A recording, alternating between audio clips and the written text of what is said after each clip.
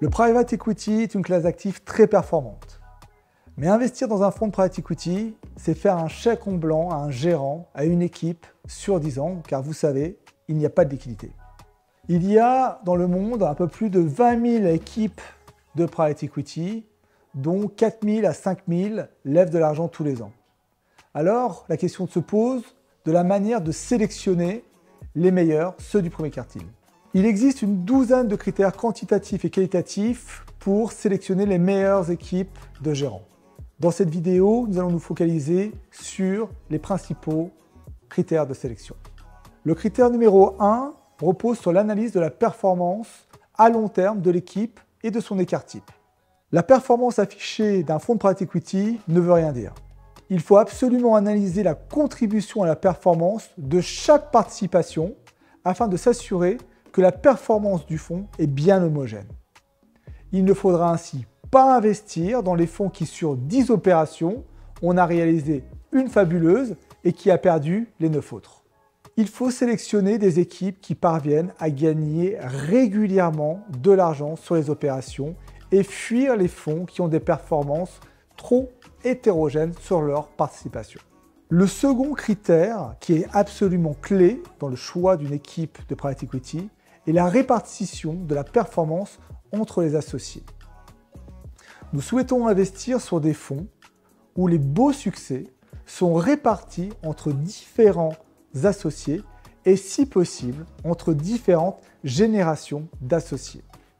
Si sur 10 dossiers, les 8 plus beaux ont été réalisés par un seul partenaire, que se passera-t-il si ce partenaire quitte la société de gestion pour une raison quelconque?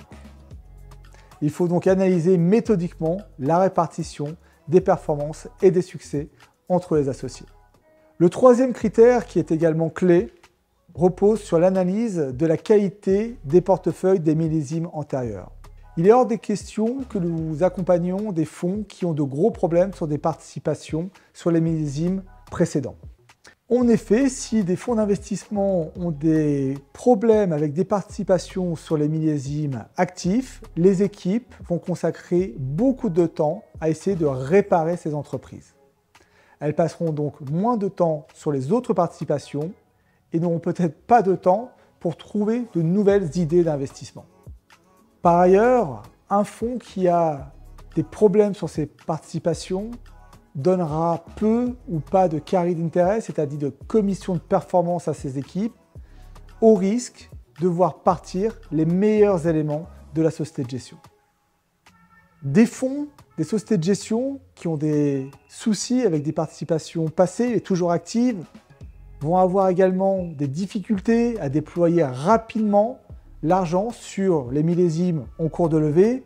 Or, nous, investisseurs, payons des frais de gestion sur le capital engagé et non pas sur le capital déployé. Il faut donc que les gérants soient en capacité de déployer relativement rapidement le capital qu'on leur confie. Le fait que les gérants investissent au sein de leurs propres fonds aligne évidemment les intérêts avec les souscripteurs du fonds.